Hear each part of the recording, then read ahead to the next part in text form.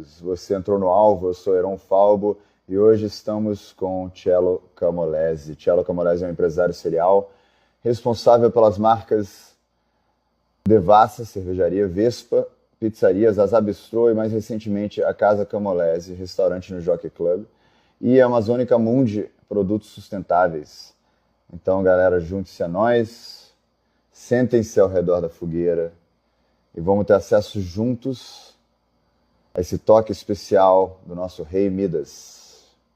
Fala, Cello! Tudo bom? Beleza, beleza. E você? Tudo legal também. Deixa eu diminuir essa luz aqui, que refletindo muito no meu óculos. Eu boto o computador na frente. E aí, tudo legal? Graças a Deus, tudo certo. Você tá aqui no Rio ou não? Achei que você tivesse esquecido de mim. Falei, pô. Que isso, não. Só às vezes eu tenho meus preparativos psicológicos que às vezes vazam um pouquinho o horário. Já tava no meu segundo uísque com soda aqui. Que isso? Então deixa eu te acompanhar aí. Só um segundinho, deixa eu me servir aqui. Hoje a gente está tomando uísque com soda. Na verdade, a última vez que eu vi o nome uísque com soda foi naquela música do Renato Carosone, Tu Vou Fala Americano, sabe? Exatamente. E eu adoro, porque é uma bebida que... porque o uísque ele tem um pouco esse estereótipo de uma bebida noturna e tal, mas sabe que eu gosto muito do uísque desse jeito aqui, com soda, com muito gelo, para beber no calor. Eu acho refrescante pra caramba. E eu aprendi, inclusive, com o meu sogro, que é pernambucano, o Edgar. E sabe que no Pernambuco, em Recife, é a capital com o maior consumo per capita de uísque. É mesmo? Uma do Brasil e uma do mundo. Uma das maiores consumidoras de uísque do mundo é Recife. Tem uma tradição de grandes uisqueiros. Será que tem a ver com a parada holandesa? Cara, assim, eu tenho muita curiosidade de saber, assim, mas eu já estive lá, eu já tentei entender, não consegui entender. Eu acho que tem um certo... uma tradição, talvez um pouco aristocrática, assim, dos senhores de engenho, de que tomam... Pode ser. Mas o fato é que combina muito com calor mesmo, na minha opinião, sabe? E um whisky soda, né? Cerveja, né? Você não fica aquela coisa inflada como a cerveja te deixa. E olha que eu sou cervejeiro, né? Eu tô na minha segunda... Literalmente, né? Porque tem gente que fala que é cervejeiro só porque bebe muito. Mas beber, eu acho que saber beber, acho que tem muito a ver com isso. Você saber assim, o momento certo também, né? Para cada momento tem a bebida certa e tal. E os aristocratas, no geral, eles têm essa coisa... saúde, saúde. Os aristocratas têm essa coisa de... Esse estilo que eu estou bebendo aqui é o que se convencionou chamar de highball, que é um jeito de fazer, né? É um uísque com soda, mas é um jeito meio japonês de fazer, que lá no Japão se bebe muito o Japanese whisky, né? E qual a diferença? Qual a diferença do highball? O highball, na verdade, você faz com tudo muito gelado, deixa o copo na geladeira, no freezer. O whisky você deixa também no freezer. Gelo grande. E a Clube Soda, que é diferente um pouco da água com gás, porque ela tem a borbulha maior, entendeu? E tem pouca Clube Soda aqui no Brasil para comprar. Tem uma da Prata, não estou falando nenhum jabá aqui não, mas é a única que tem. Eu tenho na Camolese, inclusive, uma latinha preta. E que tem uma borbulha gostosa, grande, que deixa bem refrescante a bebida, entendeu? Enfim, então aí. O uísque é cultura. Aliás, bebida é cultura, porque dá para você contar a humanidade toda. É isso que eu ia dizer. E também assim... E quanto mais sofisticado, assim, em termos de misturas, em termos de conhecimento, você fica mais controlado, na minha opinião, assim, você fica mais controlado sobre o seu próprio consumo, porque você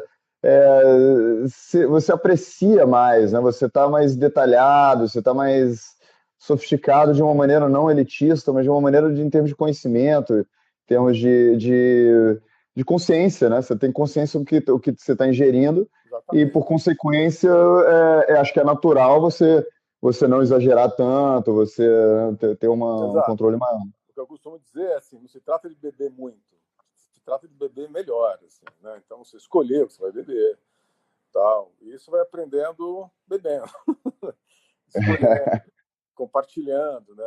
A bebida, como eu falei, a cerveja foi descoberta há 10 mil anos atrás na China, há 7 mil anos atrás estavam fazendo vinho no Egito.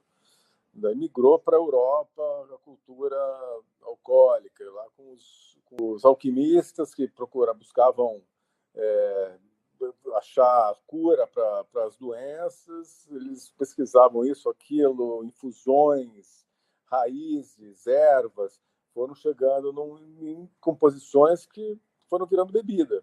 Os bitters, os amaros, enfim, por aí vai. Assim, o álcool, eu costumo dizer assim que as pessoas no geral hoje em dia comparam todos os tipos de substâncias que alteram, né, a mente de qualquer maneira. Só que o álcool eu acho que é a única, ou uma das únicas, eu não tenho certeza, que tem em todas as culturas do mundo, né? Assim, tem outras substâncias que são regionais, né? A ayahuasca na Amazônia, você tem peyote, né, no México, você tem diversas coisas, né? Diziam até que tinha LSD na Grécia Antiga. Em diferentes lugares tem coisas que plantas e coisas do tipo que alteram Os a percepção estados, humana, vamos dizer. os estados Mas alterados da mente, né? Isso é parte é tão antigo quanto o próprio homem. só que o álcool está em todas as regiões, né? Na China você tem lá o álcool feito de arroz, né? No oeste africano você tem coisas feitas de que era de batata, não sei, não é batata. Não, você pode destilar Esqueci. Então, mas qualquer cada lugar, cereal, qualquer cada região coisa. do mundo, né? Os astecas tinham coisa, cada lugar tem, né? Uhum.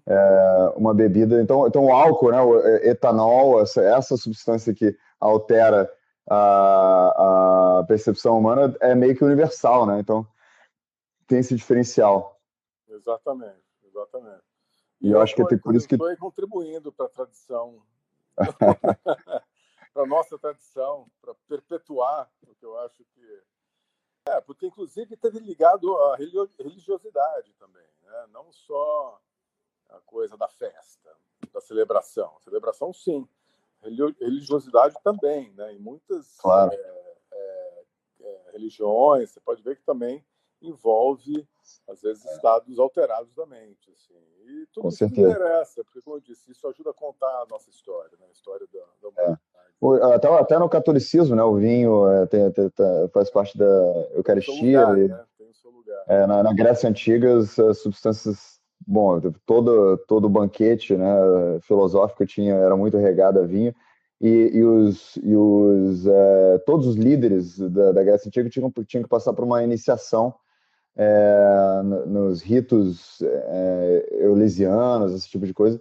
Tinha muita substância só como você está falando, não era uma coisa necessariamente recreativa. Também era recreativo, by the way. Não é como se a gente fosse muito espiritual e do nada virou menos. Desde sempre foi tanto recreativo quanto espiritual. E medicinal. Medicinal, recreativa e religiosa. Eu acho que sempre eu teve aí nesse tripé, sabe? Né?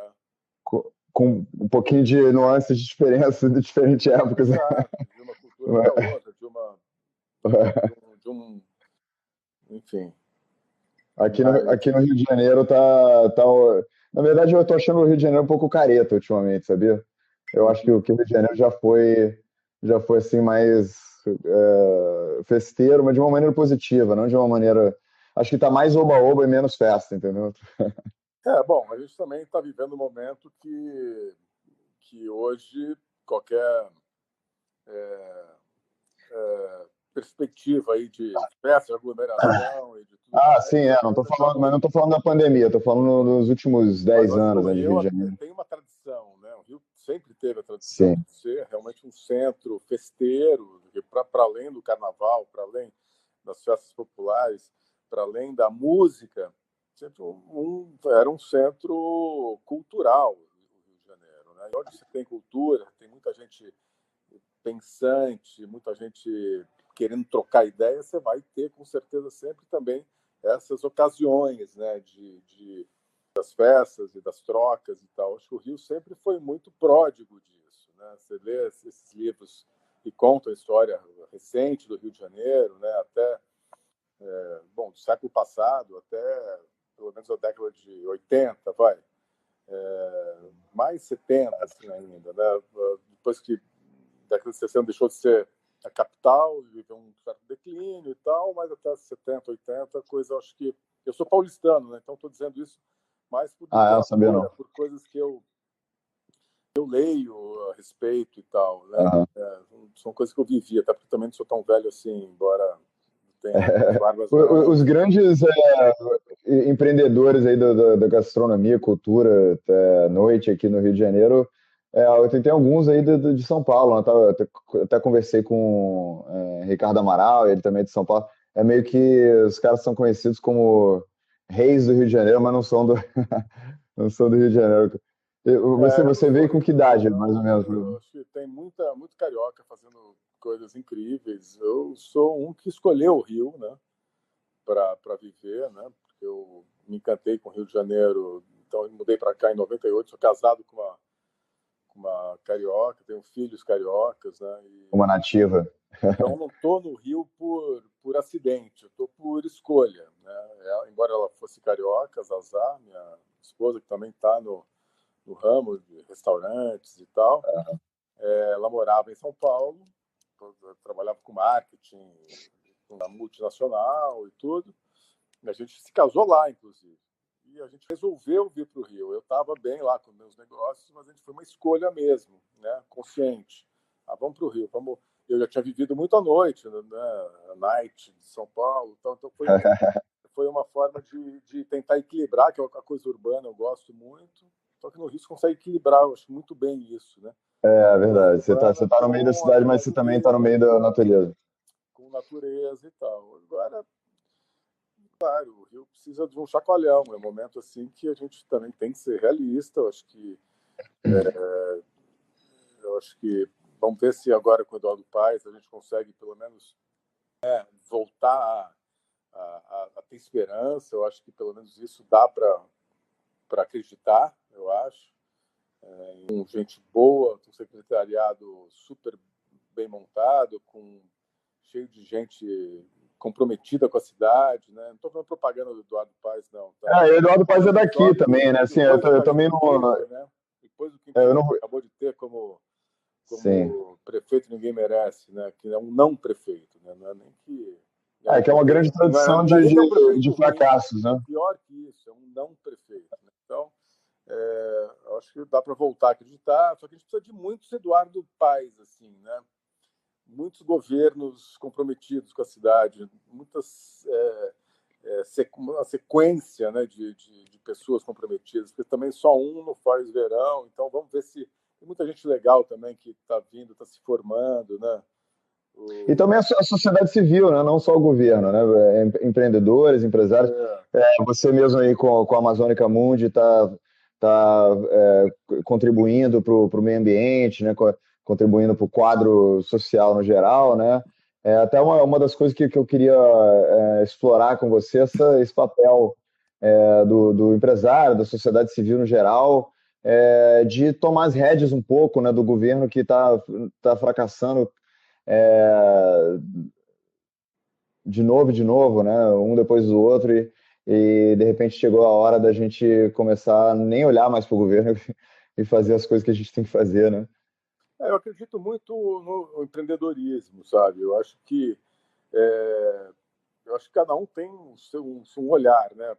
Diante da realidade ali que você está posto. Eu acho que educação, eu acho que a questão ela é complexa e não é também nenhum governo vai se resolver, mas educação acho que talvez seja a questão aí mais primordial, né? Só que é um trabalho de longo prazo. Agora, E também empreendedorismo, eu acho que é uma coisa que assim depende de cada um, né? Acho que levantar, arregaçar a manga e nem todo mundo tem essa confiança em si, né? Então acho que é um exercício, inclusive, quase, não sei, quase religioso, assim, de você acreditar no negócio e ir lá e fazer e tal. Mas hoje em dia, porque assim, tem certas coisas que foram dominadas pelos governos num sentido assim, semi-totalitário, que tipo assim, tem o MEC, né? Então, para você fazer uma escola, tem que ter um currículo aprovado pelo Paulo Freire, entendeu? Tem todo um sistema assim, ideológico que foi montado, assim, sem falar sobre que ideologia eu pessoalmente sigo, mas existe um maquinário ideológico por trás de todo o regime, de todo Estado, né, buscando manter os cidadãos mais ou menos em ordem, manter os cidadãos mais ou menos pagando impostos, né, e até faz sentido, também não estou nem criticando isso, mas hoje em dia, com a internet, com a difusão da informação, houve uma quebra de monopólio de muitos desses sistemas, desses monopólios, desses sistemas semi-totalitários que eu estou chamando, inclusive gravadoras de música, né, que você conhece bem também. Gravadoras de música monopolizavam totalmente o mercado e hoje em dia não tem nada a ver, né? Hoje em dia as distribuidoras estão ainda monopolizando, mas pô, difundiu muito, democratizou muito. A mesma coisa que estou falando de educação, ao invés de a gente pensar, pô, precisa ter mais verba. O Brasil é uma das maiores verbas de educação do planeta Terra e eu acho que o terceiro pior em termos de ranking de performance de educação. Então, assim, hoje os empresários ficou muito mais fácil, né, lançar curso online, mais fácil, pô, está muito difuso isso, está crescendo todo dia mais a porcentagem de pessoas que usa isso e de repente é por aí, né? Essa coisa tipo o governo perde aquelas como é que chama? Aquela corda no pescoço que tinha, né? De toda essa coisa que a gente pede do governo. E a sociedade civil hoje está fazendo por si só. Assim, um cara sozinho em casa está fazendo um curso e as pessoas que se interessam. E isso, a educação, para mim, na minha opinião, é uma educação às vezes muito mais válida do que a educação da escola, sabe? É uma coisa honesta, que o cara está ensinando que ele sabe mesmo, que ele teve experiência de passar, não é aquela coisa engessada, aquela coisa demagoga, entendeu?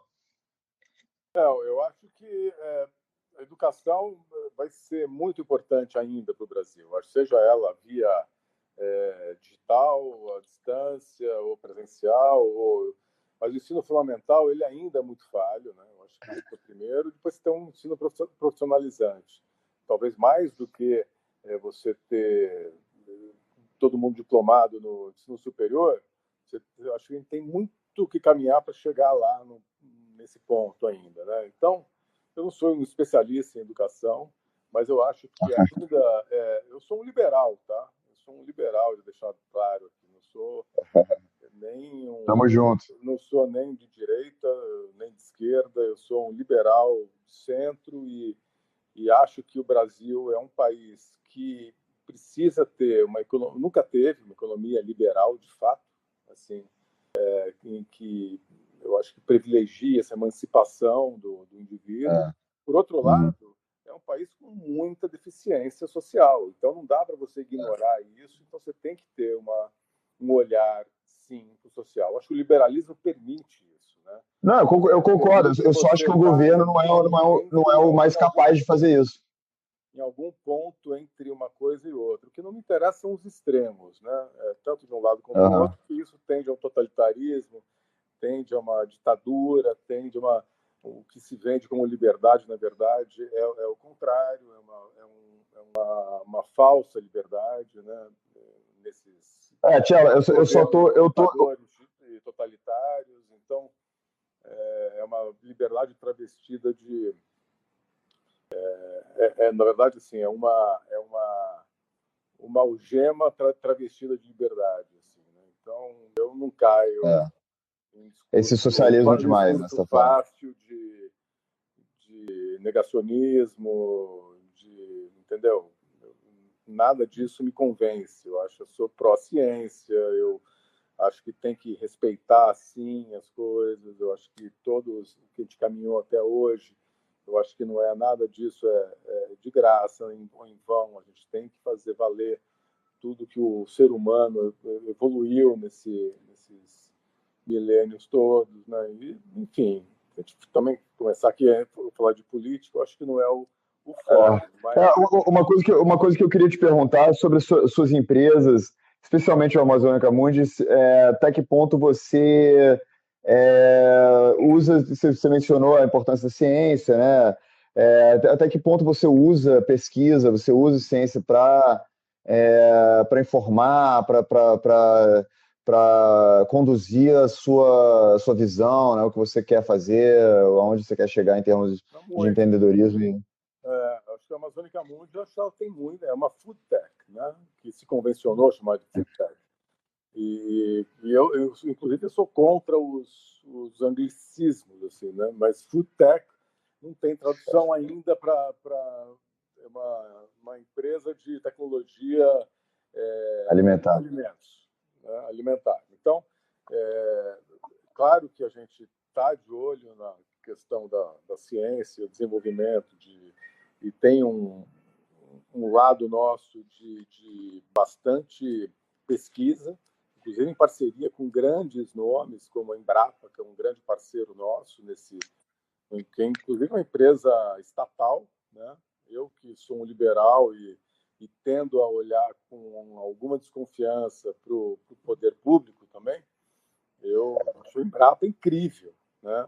Acho o Embrapa tá funcionando bem. cheio de gente excelente, de primeira grandeza lá, assim, né? Então, esse desenvolvimento da Amazônica passa muito dessa parceria com eles. A gente está usando, por exemplo, a nossa matéria-prima principal até então, um produto que era descartado pela indústria do suco do caju, que é a polpa. Ele desenvolveu com a Embrapa a utilização dessa fibra do caju, que até então eram quase 500 toneladas, 1.000 toneladas ano que eram descartadas.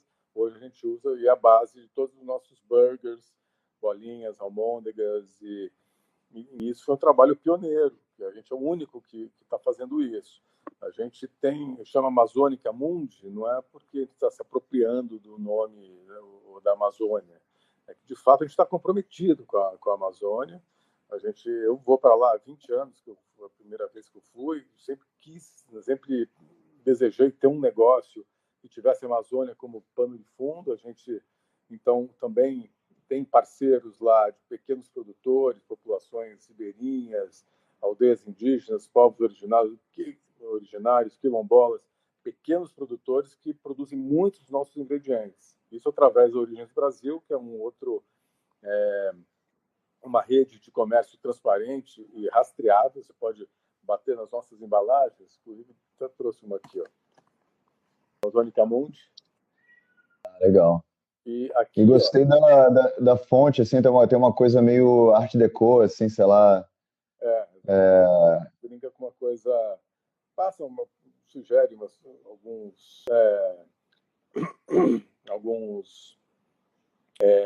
algumas cores meio indígenas, assim. Mas isso aqui é legal, ó. É um QR Code que você bate aqui e te leva, te rastreia. Esse aqui, por exemplo, é o Amazônica Burger. É igualzinho carne, só que a base de fibra de caju. Não tem nada de aroma, nem cheiro de caju, nada disso, tá? Mas a textura perfeita de carne, o sabor de carne. E a gente usa uma pimenta assisi, pimenta indígena. Quando você bate aqui, te leva para os produtores, lá na Calha Norte, que é uma das principais regiões de preservação ambiental do mundo, de floresta tropical. É a maior, na verdade, né? Então, isso é pela Origens Brasil, que depois quem tiver curiosidade, entra no site deles. É um trabalho seríssimo. São essa rede transparente e são os parceiros de primeira ordem nossa, junto com a Embrapa. Então, é um trabalho muito sério, que a gente leva isso muito a sério mesmo. E, além de comprar o ingrediente deles, a gente reverte parte da venda para eles. Então, tá aqui, ó. Quem quiser conhecer... Muito legal. Para quem está ouvindo aí no podcast, ele tá mostrando uma caixa do hambúrguer, é isso? Isso. A gente tem 8 produtos, tá? Esse aqui é o hambúrguer. Sim, é de um hambúrguer, de um dos hambúrgueres. Tem o siriju, que é igualzinho o carne siri, catado, é um croquete, também com base de fibra de caju. Tem gosto de frutos do mar, uma coisa maravilhosa. E isso a gente encontra onde? Por enquanto, no Rio, a gente está na rede Guanabara, Mundial, Supermarket, as lojas Corim daqui, La Fruteria, Carioca Zen. E está no Brasil inteiro ou não? Em São Paulo, a gente está no Oba, Oba Hortifruti, Instituto Chão, Empório São Paulo, enfim. Mas tem pelo Brasil inteiro ou é Rio Ssão Paulo? Brasil inteiro. Brasil inteiro. No Nordeste, na rede São Luís. Estamos entrando no Big, que é uma rede grande também. Vamos entrar no Zona Sul aqui, no GPA, que é o Pão de Açúcar. Enfim, daqui a pouco vocês vão começar a ver por aí. Começar a seguir a gente nas mídias. E vende como? É congelado ou não? Congelado. E é o único também do segmento que é clean label, ou seja, que também é uma nova expressão, né? As expressões da moda. O clean label é o rótulo limpo, ou seja, não tem nada aqui de coisa esquisita, de emulsificante, de conservante, de corante, nada disso. É só, assim, se eu ler para você aqui, que agora eu estou com pouca luz aqui e eu estou meio cegueta. Meu óculos está meio vencido. Mas só tem cannabis na caixa? Não tem. Mas só tem ingrediente assim, limpíssimo. Ou seja, é o único no mercado que não é uma comida de laboratório esquisita, entendeu? É comida de verdade. Então, estou muito empolgado com esse projeto. Muito legal. Sustentabilidade assim, é claro que sustentabilidade é sempre bom, né? Tipo, sempre foi bom manter, né? Tipo assim, os nativo-americanos tinham sistemas sustentáveis de caça, né? Sustentabilidade sempre foi bom.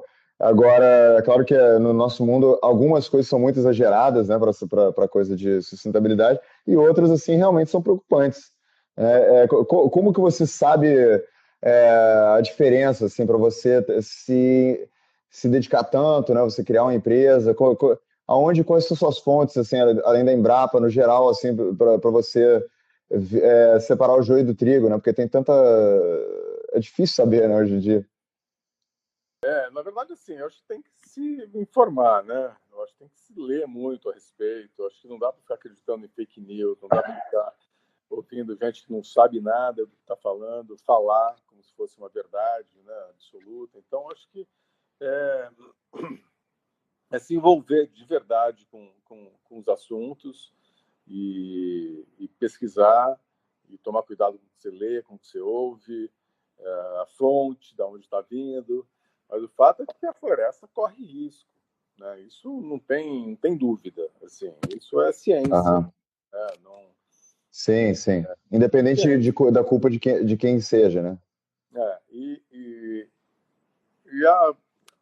O que a gente fomenta com esse projeto aqui não é a floresta intocada, mas sim uma bioeconomia sustentável, da floresta em pé.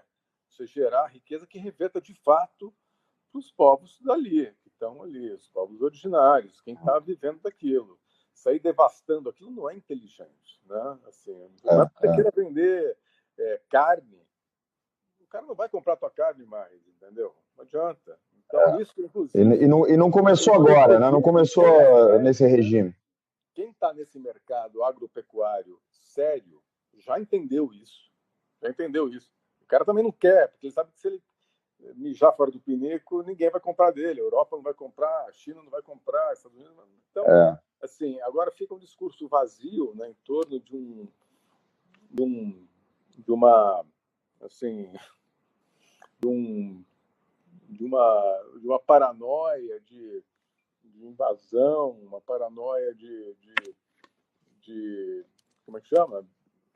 Assim, de que o mundo vai acabar.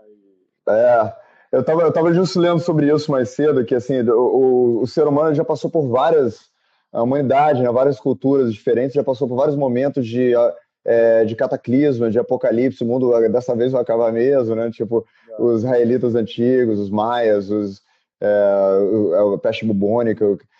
Acho que, na verdade, em toda geração tem algum evento, algum acontecimento que gera uma preocupação e promessas, né, vãs que em certa quantidade de tempo vai tudo se acabar. Então a gente está vivendo essa coisa do ambientalismo hoje em dia, né? Eu tenho um paralelo aqui que eu anotei, que em 1970 a população do mundo estava mais ou menos 3 bilhões e meio de habitantes. Dobrou.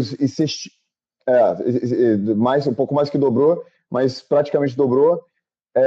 E em 1970 estimavam que no ano 2000 não ia ter o suficiente para alimentar as populações do mundo, porque a população estava crescendo tanto. Então, em 1970, tinha 900 milhões de pessoas com fome no mundo. Em 2017, tinha 800 milhões de pessoas com fome, e a população dobrou. Então, assim, a fome diminuiu mais do que a metade de 1970 até 2017 em termos proporcionais. Então, assim, a previsão é justo o contrário, né, do que estavam botando medo nas pessoas. Então, acho que tem que ter esse discernimento, né, a gente entender que a nossa geração não é única em termos de pessimismo, de sensacionalismo, de previsões, etc. E realmente a gente tem que ler, tem que estudar o que realmente a gente está cagando, né? E essas coisas que a gente está cagando, a gente tem que, de forma sustentável, liberal, economicamente viável e não demagoga, né? Que nem você estava falando mais cedo, não é uma questão de tocar o coração das pessoas, é uma questão de fazer a coisa realmente continuar, né? A beleza desse planeta, a abundância desse planeta que a gente lê ali nos livros antigos, né? Quando os exploradores chegaram na América pela primeira vez, a beleza da natureza que eles encontraram aqui, né? A abundância, como se fosse o Jardim do Éden, né? Intocada, né? E isso que a gente não pode deixar escapar das nossas mãos, né? Esse mundo perfeito que a gente tem ainda, né? Pois é. Por isso eu digo que eu acho que é importante que todo mundo se intere, né, do que trata essas teorias da conspiração aí que ficam levantando, de que a Amazônia vão dominar a Amazônia, que a Amazônia a Amazônia é nossa, de fato. Só que tem que tratar bem dela, né? E não tratar mal, né? Como eu entendo que esse governo tem fracassado assim, redondamente ao tratar a Amazônia no seu discurso, nas suas práticas.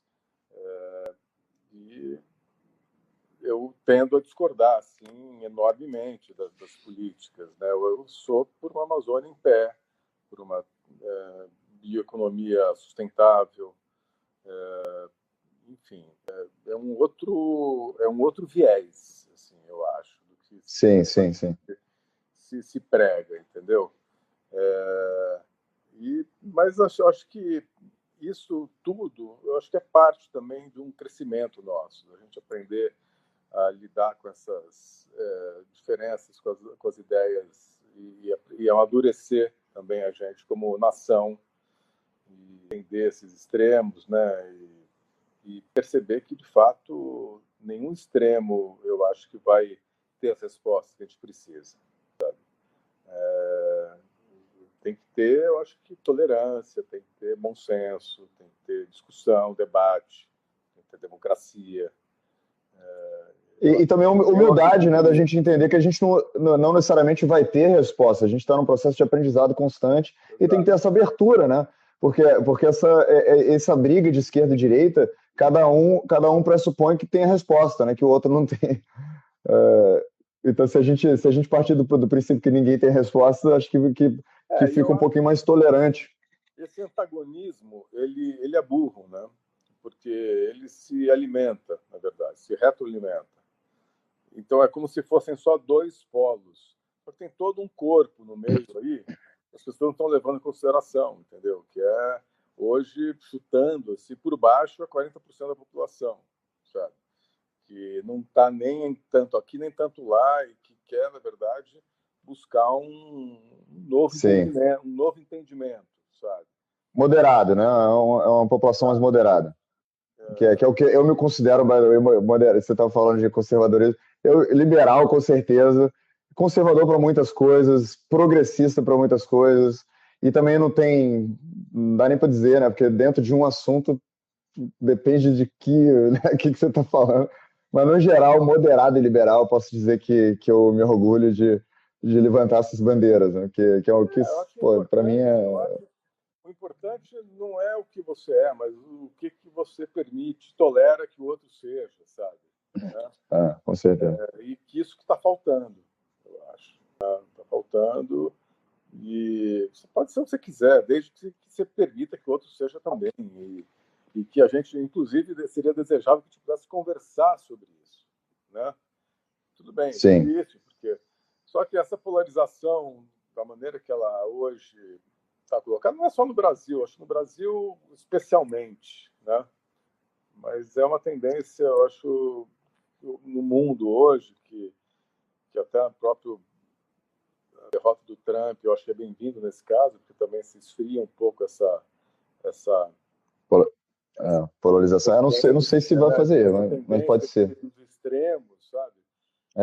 Ele alimentou muito isso. Né? Eu não acho que vai levar a gente para lugar nenhum, só para destruição, para autodestruição. Cello, vamos virar à esquerda um pouquinho aqui essa conversa e vamos falar um pouquinho de música, que hoje mais cedo eu estava olhando seu Instagram e vendo que, coincidentemente, eu estava ouvindo aquele disco, como é que é o nome? Gilberto Getz, sabe, do Stan Getz e o João Gilberto? Aí eu vi que você tinha uma foto do João Gilberto no seu perfil. E você ainda tem aquela banda lá com o Gucci, não? É Tantra o nome dela ou não? Sim, essa aí é o tipo da banda eterna, sabe? Mesmo que ele não esteja tocando, a gente continua com a banda. É mais um grupo de WhatsApp. Porque, na verdade, assim, a gente... que sou eu, ele e o Marcelo do Rio, que é um outro sócio meu, que hoje mora na Califórnia. Então, com a ida dele para lá, a gente diminuiu os ensaios, entendeu? Antes os ensaios eram 3 vezes por semana, agora são 3 vezes por ano. Mas a banda continua existindo. Sabe? Mas é aquela Tantra ou é outra banda? Não, é outra. Tantra que... Tantra. Tô brincando. Qual é o nome da banda? Pois é, sabe que isso é uma outra questão, né? Porque eu acho que a banda chama uma coisa, eles acham que a banda chama outra. Eu acho que a banda chama Vibradores, por exemplo. Vamos ver, a Fernanda Menegatti está aí, ó. Fernanda, diz aí, Fernanda, qual que é o nome da banda de acordo com as esposas? Mas a gente mas na verdade, música para mim é super importante. A música, na verdade, foi acho que o que despertou esse meu lado, inclusive empreendedor, sabia? Eu acho que porque todo empreendedor tem uma coisa meio artista, assim, de você desenvolver as ideias. Olha o Gucci aí. Isso. O Gucci falou Vibradores. Não, 10 anos o Gucci concordando comigo. É porque tá ao vivo aqui, ele não quer não quer se expor. Mas o Gucci, depois você revela por que todos os nomes das suas bandas têm a ver com sexo, hein? Pois inclusive, pois é. Porque antes tinha Las Chicas Estando em Fuego, que era... até Plebe Rude tem mais ou menos, né? Porque o Rude lá tá dando uma alusão. O que o Plebe tá fazendo? Tá sendo rude, né? Tá fazendo merda. Você conhece o Caíto, né? Caíto Maia, que é dono da Chili Beans, aquela marca de óculos, que é meu brother. Não, eu nunca fui apresentado, não, mas eu sei quem é. Que é brother da adolescência, assim. E a gente tinha uma banda chamada Las Chicas Estando em Fuego. Isso em São Paulo, no início da década de 90. E daí ele foi montar Chili Beans e eu fui montar a Devassa. Assim, não faz sentido? Las Chicas Estando em Fuego, Chili Beans, Devassa. O Gucci tá falando, melhor do que sexo, só rock and roll. Mas acho que tudo junto é melhor ainda. Concordo. Então, e sua experiência... exatamente. Como é que chama? Alteradores da percepção, né? Sexo e rock and roll. Exatamente. Então, mas a música, como eu estava falando, assim, ela, inclusive quando eu fui para Londres em 1985, eu era muito novo, tinha, sei lá, 18 anos. Eu não tenho família rica, então eu tinha que começar a trabalhar para conseguir sobreviver lá. Eu tive que trabalhar em bar, restaurante. Então foi lá que eu comecei, na verdade, a aprender a fazer drink, a trabalhar em bar e tal. Então, quando eu voltei para o Brasil, fazendo som, música, trilha sonora para cinema e tal, que daí aquilo não dava grana, eu falei, vou montar um bar paralelamente aqui para ver se eu consigo. Daí montei um bar na Vila Madalena, em 1990, The Jungle chamava. Depois um outro bar, depois não sei, isso Vila Madalena 90, quando estava começando a Vila, né? Mas você chegou a tocar lá em Londres, não? Você chegou a fazer alguma coisa lá? Cheguei, eu tinha uma banda lá, compunha e tudo. Eu morei lá 4 anos, não sei se já te falaram isso, mas eu morei 4 anos em Londres e tive uma carreira, fui da Universal Music, né? Tive uma micro carreira musical aí na Inglaterra. Legal, hein, cara? Não sabia. Depois eu te mando alguma coisa. Contrato, nada, mas eu tinha banda, a gente tocava nos pubs, assim, morei 2 anos lá. Então eu gastava minha grana toda com música, comprava vinil pra cacete, via show pra cacete, enfim. Eu também. Eu gastei muito dinheiro, até que um dia eu comecei a... Que música fazia a gente gastar muito dinheiro, né? Comprando disco, investindo na carreira, né? Comprando guitarra, pagando estúdio, fazendo turnê, né? Com van alugada, não sei o quê. Exatamente. Aí, em algum momento a gente falou, deixa eu ganhar um pouquinho de dinheiro aqui. Então, mas a música me ensinou muito, assim, me ensinou muito essa coisa, inclusive banda, essa coisa de se tocar em grupo, né? De se valorizar verdade. um que está ali, cada um tem uma contribuição para fazer. Isso te dá um senso de grupo, nem de jogar futebol quase, assim, sabe? Sim, tipo de trabalho em equipe, de ter aquela coisa que desenvolve organicamente, né? Que a gente tem que ceder um pouquinho, que as coisas meio que acontecem, né?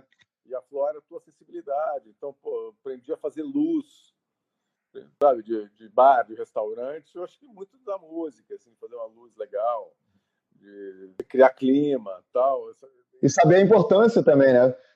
Porque às vezes você lá vivendo o palco, você tendo essa sensibilidade, você não é só o público, né? Você está lá como parte de um produtor e público ao mesmo tempo, né? Porque acho que quem é amante da música é sempre fã, né? Assim, os caras que tocam, né? Que se dedicam, porque é uma parada ingrata, né? Você tem que, pô, ralar pra caramba, tem que muito do it yourself, né? O mundo da música. Muito. Então você acaba tendo essa visão dupla, né?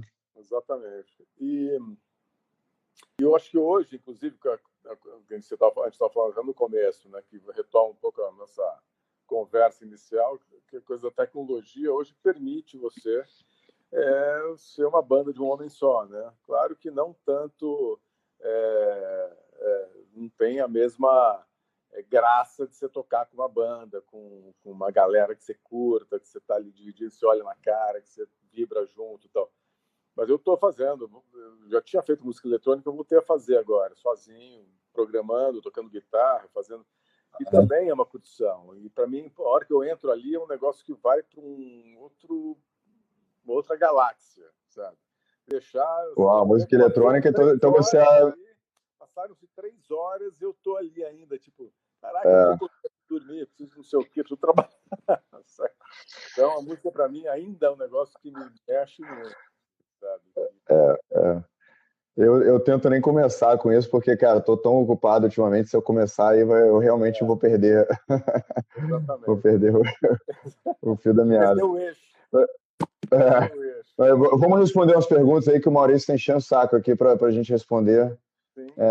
Porque a gente entra no papo aí, esquece, né, da galera, mas tem que lembrar. Vamos lá. O Maurício, para começar, porque é ele que está se representando. O Maurício Branco perguntando por que entrou no mercado da culinária asiática. Amei o Mitsuba.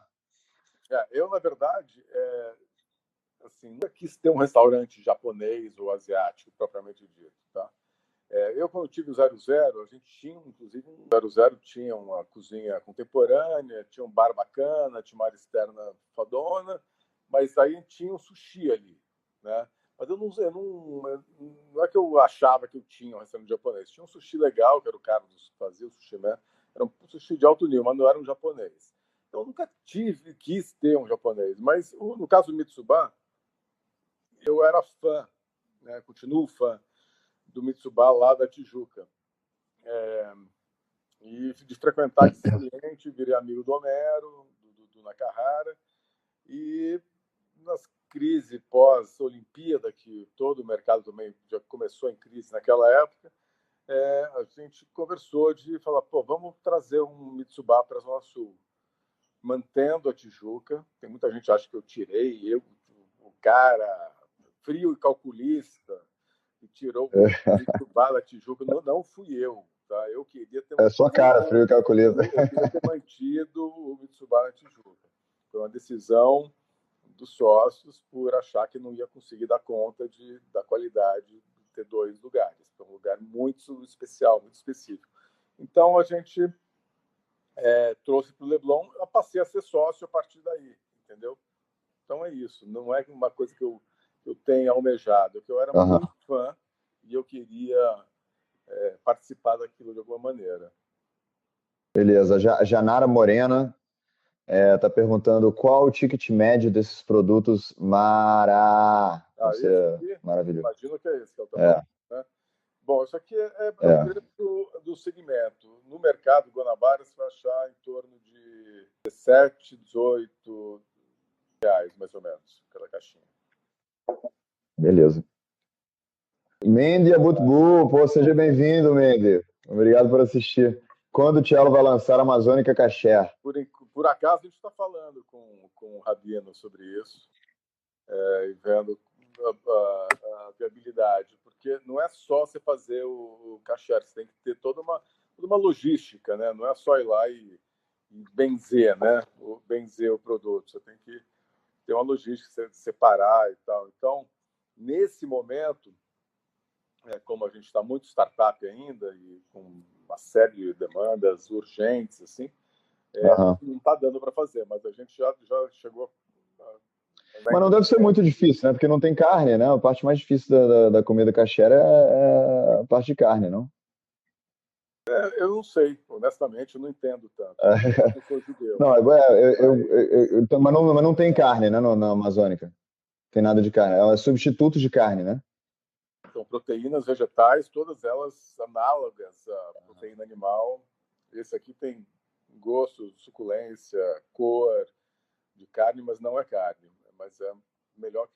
Então, na comida caché o mais difícil mesmo é claro que você tem que ter a supervisão rabínica, de repente uma versão caché seria mais cara, né, por causa desse processo de supervisão rabínica. Mas o que eu posso dizer é que a supervisão rabínica não é muito complexa, por causa que assim, a parte mais complexa é o primeiro momento de analisar todas as máquinas para ver se tem alguma parte do processo que está sendo misturada de alguma forma com alguma coisa animal, entendeu? Porque o problema principal, né, de comida caché é ter banha de porco, né, que assim, queijo parmesão, por exemplo, é misturado com, então assim, é difícil queijo parmesão ser caché por causa disso.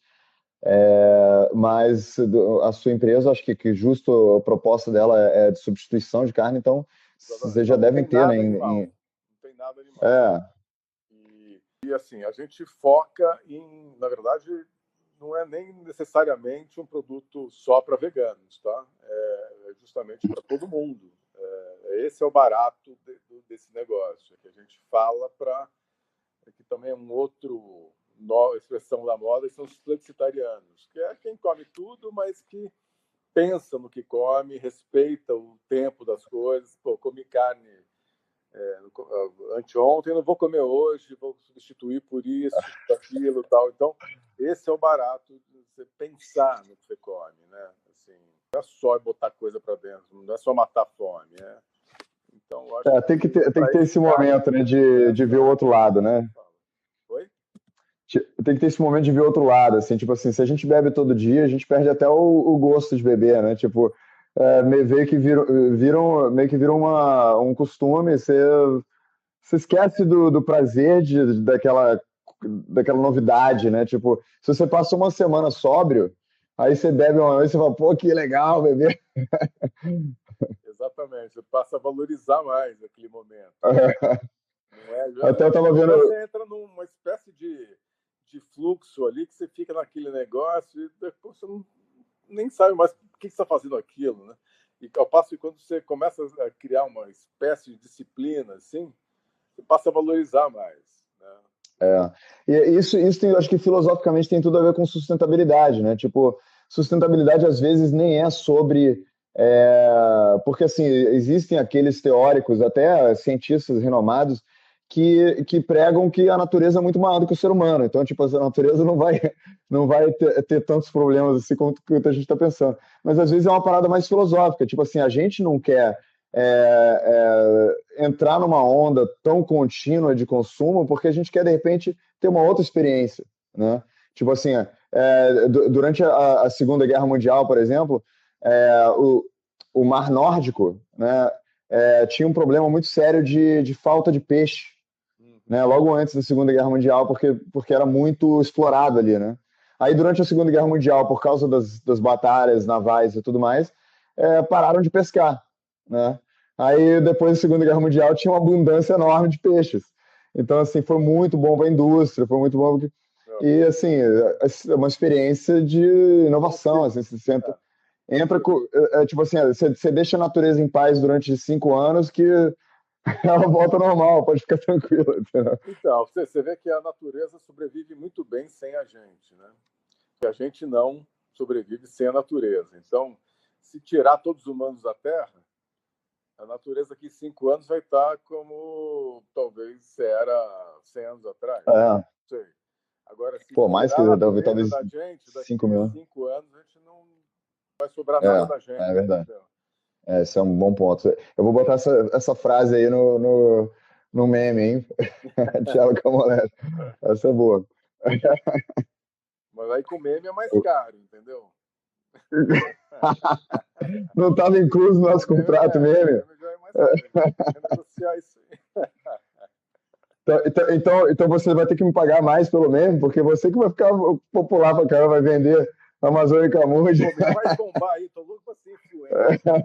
Faz bombar. Me ajuda, vai, minha carreira. Vamos se ajudar, pô. Tamo junto, com certeza. Eu adorei conversar com você, Thiago. Pô, a gente claramente pensa muito parecido. A gente, aquele dia lá, a gente se conheceu brevemente, acabou que nem conversou, né? Porque o Gucci não deixa ninguém falar. Mas a gente tem que marcar quando eles voltarem do exílio político deles aí no Sul. A gente tem que marcar todo mundo. Vocês estão convidados aqui para casa. A gente toma um whisky and soda. Legal. E vamos continuar. Os dois. Aí a gente. Você mora onde? São Conrado? Tava vendo. Você falou que tava no. Desculpa falar para todo mundo. Mas é um bairro grande, né? Muito certo.